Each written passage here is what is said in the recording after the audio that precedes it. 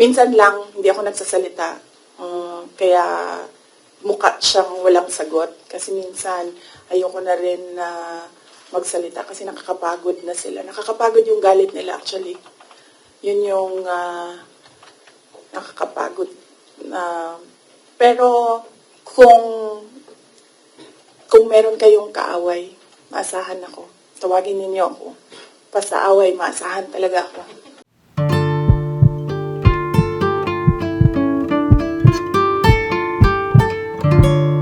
Ay nako, si PRD, pag sinabihan mo ICC, sasabihin niya sa'yo, babarilin ko sila lahat. So, yeah, no, wala. There's no talking to PRD. Pero si PRD mo, parang nagsasabi mo, hindi siya may mga ako. Kasi yung sir is na boss.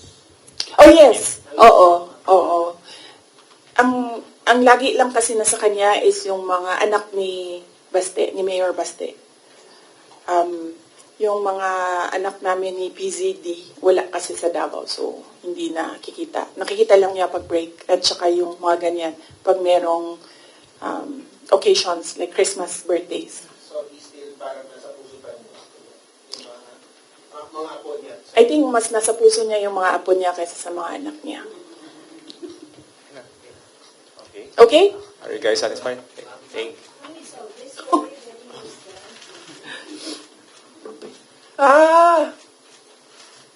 Wala naman kasi talaga akong ginawang mali.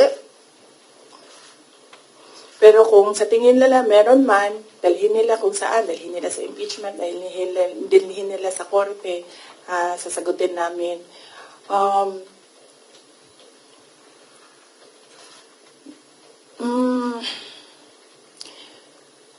Yun. Kaya ako very casual kasi masasagot ko kasi lahat ng sasabihin nila. Minsan lang, hindi ako nagsasalita.